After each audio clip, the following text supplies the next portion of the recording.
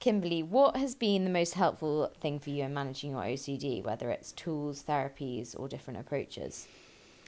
I think it's understanding what OCD is and learning about it, but making sure that that doesn't become a compulsion in itself where you're just tirelessly looking for answers, but just understanding that my brain works a little bit differently, that it has a tendency to behave in a certain way, and that there are things I can do. I cannot give in to every compulsion. I can take care of myself a little bit better. I can be kind to myself even when I don't feel like it. And those things tend to push me through. Like if the last thing I want to do in the entire world is get up and have a shower, because what's the point? Sometimes I don't and I can't quite face it, but other times I will push through and do it, and then at least I showered today. Do you find human connection helps with you as well? Yes, because human connection means that you're living in the real world, that you're having other people don't live in your brain with you. And so if you're with other people, it takes you out of your brain in a way that you didn't quite notice until later. And you're like, oh, that was a good idea to get out and about. As soon as an OCD episode starts to take a hold of me, I retreat. That's what I pull back. I pull back from people. I pull back and I shrink and I shrink and I shrink. I become quiet. I become small. And so it's looking out for that and trying to put a stop to it.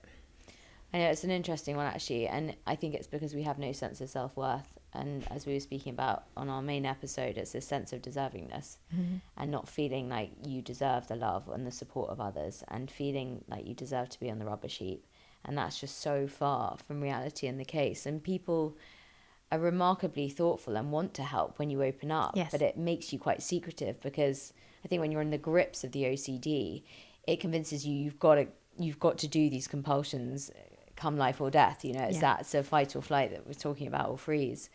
And you don't want anyone to interfere with that. And so having other people around slightly disrupts and disorientates the OCD. Yeah. And I think that one of the biggest things that changed for me was that even though I was going through that perinatal OCD and I was trying to live with it, the other thing I was battling at the same time was the utter shame of it.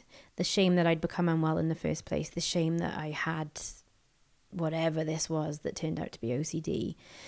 And shame thrives in the dark. And the more you retreat, the more you stop being honest, the bigger the shame monster kind of grows. And so when I started being honest, and I weirdly started being honest online on my Instagram, it was a real game changer, because I didn't face this backlash that I thought I was going to. The police didn't turn up and try and take me away, or, you know, all these things that my OCD had convinced me of. Actually, the majority of the interactions I had were people going, oh my God, no, I've never heard anybody else talk about this. I have that. Or people saying, I've never heard of this. Can you tell me more about it? So it was always a more compassionate response. It's always scary. Your OCD tries to make you think everything is terrifying and not to open up. But once you do, you start to realize that it's not as bad as you thought. Yeah, and you don't need to hibernate and to withdraw, because actually, yeah, that just enables it to get its grips in even deeper. Yeah. And I think it is, and then you convince yourself that you're going mad, and then you feel more depressed, because I think depression and anxiety are often things that accompany the OCD. Yes, yeah. I mean, you know, when I think they tried to diagnose me with postnatal depression for quite a long time, and in the end, I probably did end up having postnatal depression, because I defy anybody to live in this sort of horror film mind cage for 2 years and not be depressed by it. So I think it yeah, they completely go hand in hand. But in my experience, the more I fought a compulsion, or the more I voiced, like actually said out loud into a room, even if it's by myself, the scary thing the OCD is trying to tell me, once it's out into the real world, the power seems to ebb away a little bit.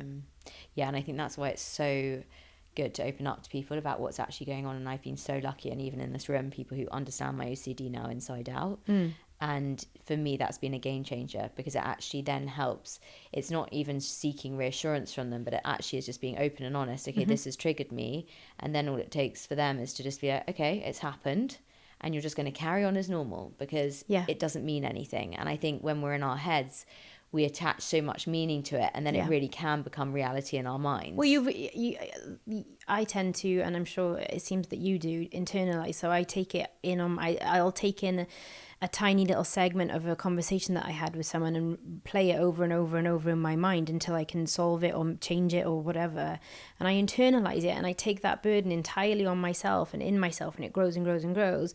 And I find now, and I do it all the time, as soon as I just put that back out into the world, then the burden is shared in some way. It's not as heavy, it's not as dark, and it seems to dissipate a lot faster. How's ERP, which is exposure response prevention for people who don't know, how has that helped you as a form of therapy? And have you ever tried any other forms of therapy for the OCD? Well, originally, for the OCD, I tried talking therapy, which made me worse. And I couldn't understand it, because I'm going to therapy, I'm doing what they said, I'm being honest in therapy, and yet I'm getting worse and worse and worse. And then realizing that I don't need to go to a room and sit. Well, it was during the pandemic, so actually everything was on Zoom anyway. But I don't need to for another person to ask me why I'm having these terrible thoughts. I can do that by myself. Like, I'm really good at that. Don't worry about that. So actually going to ERP and someone saying, okay, let's see this thought through. Let it go. Let it be. Let it pass through your mind. Let the worst possible outcome of this unfold in your mind. What's going to happen? And so now it'll be, okay. Like, it sounds weird, but I can be making a sandwich and I'm cutting it with a knife, and I'll be like, yeah, I could be a secret serial killer who stabs people when I'm asleep and don't remember the next day. Okay. Okay, maybe. Yeah. Live in the grey. But that crushed me years before. I wouldn't have been able to get out of why. Why did I have that thought? Should I be near knives? Am I a danger? Should I just hand myself in now before I do anything? You know, that. But so now just a kind of shrug of the shoulders is a really, it's a really hard one. Yeah, it's almost playing like... thing for me. Yeah, it's like... I once heard the analogy of it's like dropping the rope in the tug-of-war. It's just like, I'm not going to fight against you. I'm just dropping the rope. Just going to drop it. Yes. And actually just... Yes, I think with OCD, your two things are, I can pull as hard as I can and keep pulling so the OCD doesn't... Or I can let the OCD pull me in. That you've only got those... Everything's binary. You've got two options. It's bad or it's good. It's this or it's that. And suddenly, actually... I don't have to play the game. I can, like you said, I can just drop the rope. That's a real game changer in terms of your mindset. I'm just not going to play. And it was never that. It was, you must play the game. You will either win or you will lose. And trying to win all day is exhausting. But thinking that you'll lose is devastating. But actually, I'm just not going to play the game. Yeah, such good. Yeah, so good to hear. Do you have now any daily habits or non-negotiables that really help make your life more manageable? I stay honest on my Instagram. I think that's really important for me. I think that we've really quickly can feel inadequate, especially with social media stuff. And inadequacy often to me leads to OCD blips. So if I'm feeling crap, if my OCD has got a bit of a foothold, I say it out loud. I'm not ashamed of it. And suddenly it doesn't have as much meaning as it did before. So I'm unabashedly honest with people around me and online too. And I find that when I start to not do that, or I try to project something, it's just not good. So weirdly, the thing I worried about of people thinking I was struggling, or I couldn't handle it, or I looked a mess, or whatever the thing is. Now that's where my power is. So to go onto your Instagram, you know, with no makeup and dirty hair and no bra, and kind of go, God, parenting's hard, and my brain is having a bit of a shitty time of it, but that's okay, and tomorrow might be better. That's so much better for you than trying to portray some insta glamorous life that's not real. It doesn't help you, and it doesn't help the people watching it. No. So I'd rather just be honest. Yeah, I think showing up as authentically you has just been, for me, definitely a game changer. Just in this podcast, I don't do social media because I just can't expose myself to that level of scrutiny or just the comparison. And I just know for me, it would just be a bit of a pit. But I think that was, yes, and it was for me. I was absolutely, I never was on it, and I was terrified, and I joined it right in the thick of it, and I had nothing to lose, because to me, I probably wasn't going to be around in a year's time. So I'll leave something for people sort of to remember me by, almost. But also, I don't go for posh lunches, and I can't afford these holidays that everyone's going on, and I don't wear designer. I know nothing about fashion. I'm useless. I don't. Okay, so fine, if you want to be binary about it, change it or leave it. So I changed it, and it was one of the turning points, because now I get exposures all day long of people sending me messages. 99% of the time, they're the most wonderful messages. They're so compassionate and lovely, and people are so... People are really wonderful, and for a long time OCD made me think that no one would accept me, and they all did. Every now and again I get a little curveball, and I get someone send me something horrible, and it's the best ERP. It is the best ERP, because okay, the worst thing I was worried about has happened. It's happened. Someone's told me that I'm the worst person, I'm fat, I'm ugly, I'm a terrible actress, I'm not a good mother, all of these things, and the world didn't end. Okay. Yeah, it is those inadvertent exposures which actually sometimes can be the most helpful thing. I mean, sometimes when you do planned exposure work, it's almost the worst thing, because the anticipatory anxiety can just be so crippling. Yeah.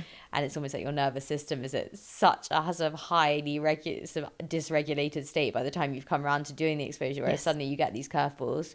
It's like, oh shit. And then you realize as you get better, okay, I've managed that, and I've moved on a lot quicker than I would have done 6 months ago, a year ago. 2 years ago, I can't even have imagined being able to not go out into the street and start. Oh God, I mean, not 5 years ago, because he wasn't born. So 4 years ago, it was just before his first birthday, my son, and I thought, okay, I'm 11 months in. Is this even postpartum anymore? Does this count as that? Or I don't think I can really say that. I think I'm just mad. If someone had said to me, in 4 years' time, you will go to London and sit down with a stranger and talk really openly about having OCD and having puro and compulsions and worrying you're a terrible mother, I never would have believed them, because that was never on the cards for me. My sole aim was to survive the day. And so, you know. And here you are. And honey. here I am. Here you are, bearing it all. So, I mean, I guess, that my next question was going to be, if you could go back and say one thing at the very start of your journey, and also to your OCD, what would you want to say? I think I would go back to even being a little girl and having intrusive thoughts and not understanding them and not knowing why I had them and why I got stuck in loops. And just go back and say, it's okay. You've got OCD. You're autistic and you don't know it. And buy shares in Apple. Yeah.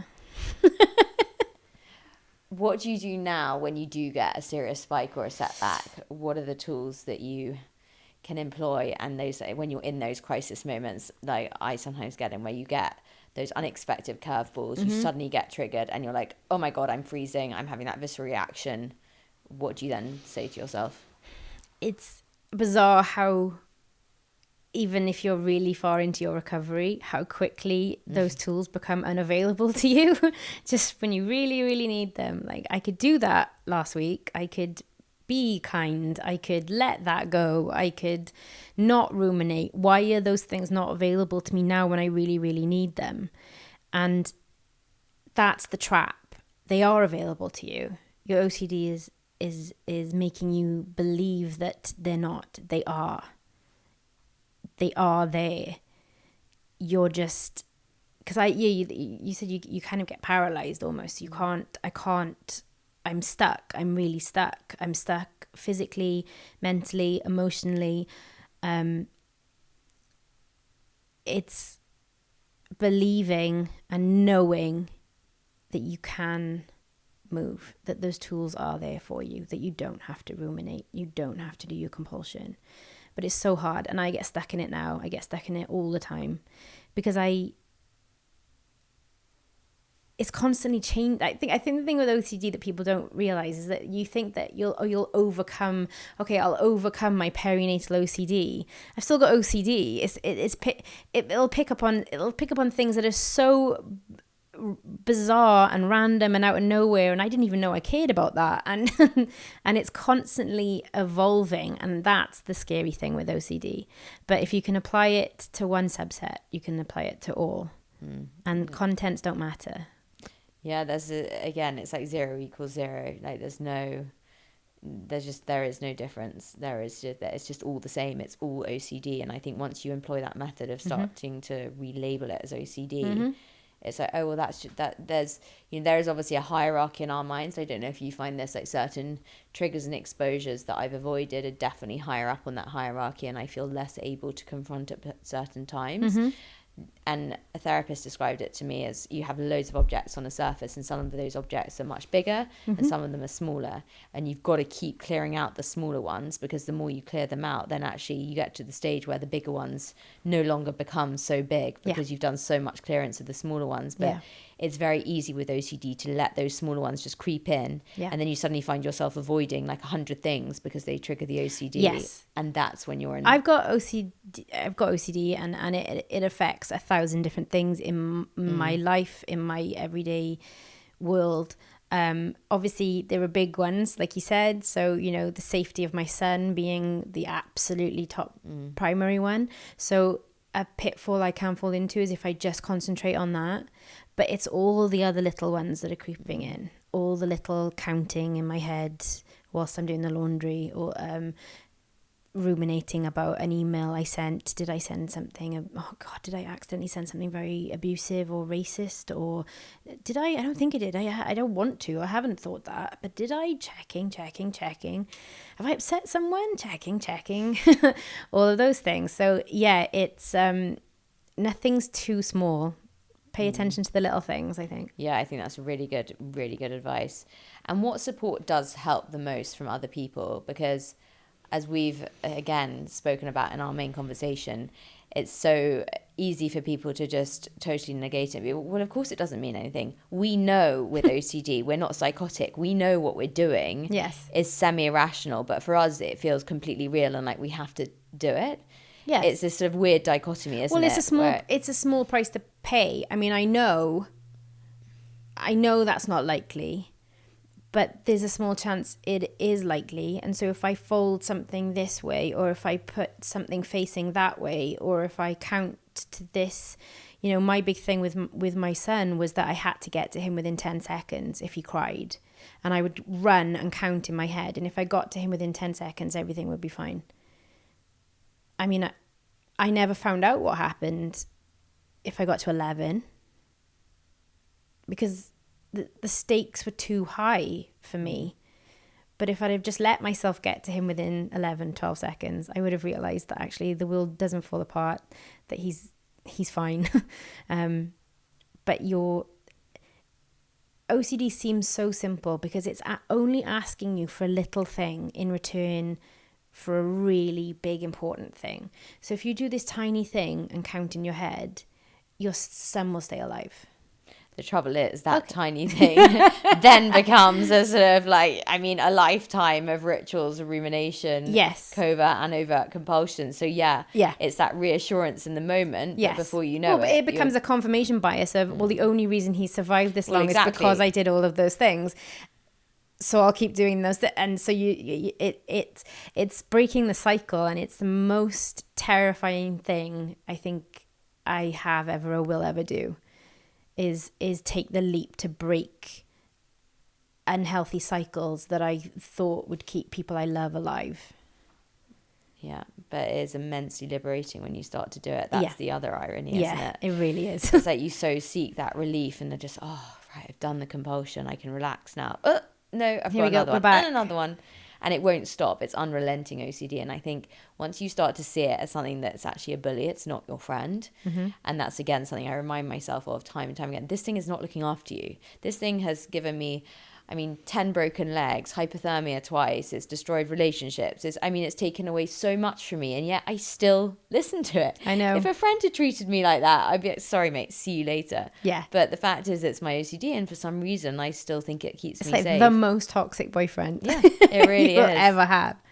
Yeah, if your friend told you these behaviors, that her new boyfriend was telling her these things, if you don't do this, this will happen. If you don't do that, if you don't listen to me, everything begins and ends with me. You'd be like, that's not healthy or great.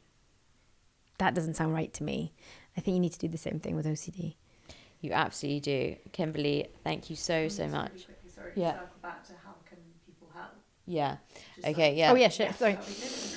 So from family and friends, Mm-hmm. when you're in that vortex or you're spiraling, what can they do that just helps you get some kind of clarity and serenity from the OCD? I think the first thing and the biggest thing is being honest about the fact that you have OCD. I know a lot of people don't feel they can tell people because it's really difficult to explain. It's really difficult for a non-OCDer to understand. But once you break through that and you let people in your life into that, because one of the biggest things for me was, if anyone in my real life finds out about this, it'll change the way they look at me forever. They'll see me as broken, as struggling, as not worthy, as undeserving, all of these things. And to push through and actually say, telling my dad, who's a different generation, I've got perinatal OCD, what's that? And then trying to explain. But now it's so freeing because it just it normalizes it to a point where you can go, God, my OCD is really bad today.